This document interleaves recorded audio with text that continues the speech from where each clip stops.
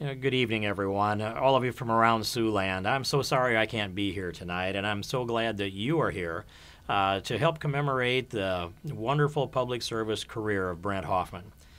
Brent, I've had the privilege to get to know you as a friend and as a colleague working together to try to improve the standard of living and the quality of life and the moral character and foundation of Siouxland.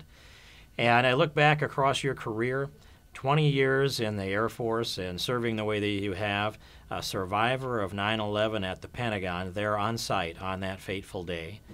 You look at the service that you've provided on the City Council for Sioux City and your efforts to cut taxes and your resolution to preserve traditional marriage. You stood solidly to keep the costs of government down and provided a measure of more freedom for each of us in the area because of your efforts. And you've been also an inspiration to others to join together in that team to do the same.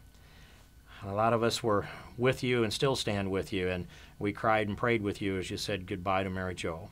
And we still pray for you and for Silas and for Lydia and your family as you move forward and adjust to the grief that we know is there.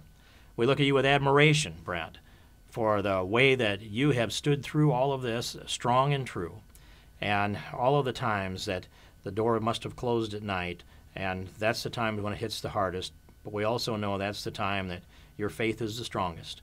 And so for these lifetimes that we have, occasionally we get together, people in the Siouxland area, and we have a commemoration. Sometimes it's a retirement party. Sometimes it's a transition from one kind of service to another kind of a service. And that's what I think this is. I think this is a celebration of your service as a public servant to the Siouxland area and Sioux City in particular, but also a transition to the next level of your life.